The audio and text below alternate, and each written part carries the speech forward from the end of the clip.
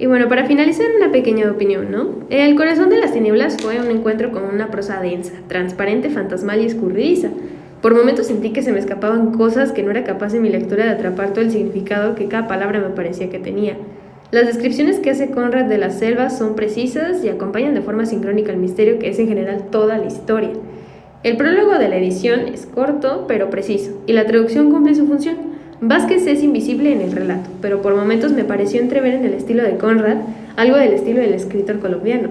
No sé si fue porque leí la novela advertido de que el traductor era a su vez un escritor que reconozco y cuyo estilo me gusta mucho, o porque en realidad en la traducción, y esto es muy posible, pudo haberse filtrado parte del estilo de Vázquez. Esto es difícil de saber, sobre todo porque es un camino de doble vía. Vázquez se ha declarado abiertamente admirador de Conrad y ha dicho que ha sido gran influencia en él. Así pues, en esta filtración se habría dado primero de Conrad a Vázquez en su estilo y luego posiblemente de Vázquez a Conrad en la traducción. Sea como sea, en esta lectura fue muy disfrutable para mí esta edición, pero sí he de señalar que no me sentí muy cómoda con la edición de Angosta, sobre todo con el hecho de que el texto no estuviera justificado. Es algo un poco obsesivo-compulsivo, pero ahí está. En una relectura de la obra, no será esta la versión en la que lo haga. Bueno, muchas gracias, compañera Frida. A continuación, nuestra compañera Samantha nos va a dar un breve resumen de esta obra. Muchas gracias, compañero Dante. Así es, yo les hablaré sobre el resumen de El corazón de las tinieblas. El corazón de las tinieblas es la narración de una pequeña plática de Charlie Marlowe, un marinero que se encuentra a bordo del Nelly en el Támesis. Allí, mientras cae la noche, Marlowe le empieza a contarle a sus compañeros de embarcación la historia de cuando viajó a lo profundo de África salvaje a rescatar a Kurtz, un legendario jefe de explotación de marfil. En esta travesía por la selva espesa y húmeda, por un río serpenteante e indómito a bordo de un vapor, Marlowe presencia la dominación y explotación barbárica del imperio en su colonia. Pasa por caseríos de chozas abandonadas, se cruza con hordas de hombres encadenados con la piel pegada a los huesos, con balazos y heridas en el cuerpo. Es el colonialismo en su representación más cruel y salvaje. En su misión de navegar río arriba para llegar a Kurtz, Marlowe nos lleva como deslizándonos por las aguas de la serpiente de agua. A medida que los días pasan y Marlowe se va adentrando más en el corazón de las tinieblas, la narración se va volviendo más oscura, más enigmática, más misteriosa. Empezamos a sospechar de la selva y sus movimientos invisibles, de sus ruidos extraños que surgen de la nada.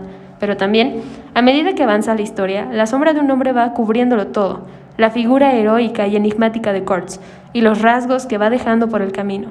Y bueno, eso sería todo por mi parte. A continuación, nuestro compañero Dante Romero, el especialista, nos hablará sobre el análisis literario del corazón de las tinieblas. Muchas gracias, compañera Samantha.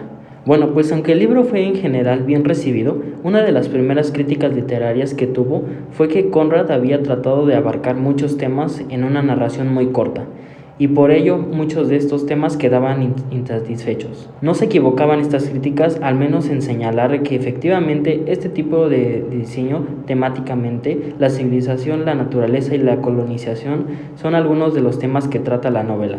Pero estos temas grandes, de muchos matices de forma de Conrad, va de poco mostrando en cada página.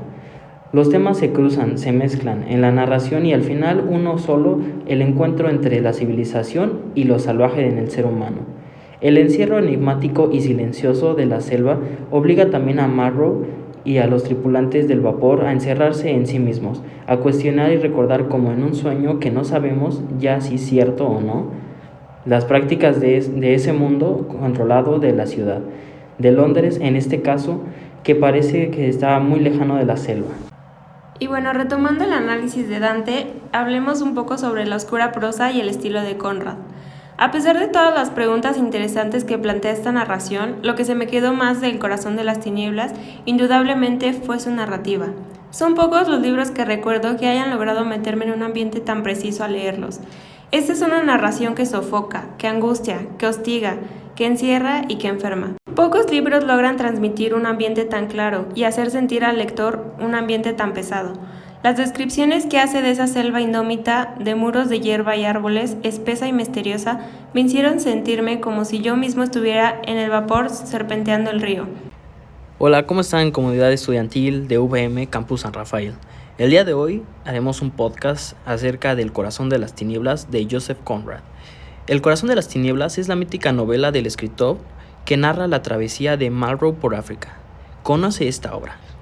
En el panel de hoy nos encontramos con dos especialistas en este tema, llamada Frida Robles Franco, Samantha Salas Reina y yo, Dante Romero Acosta.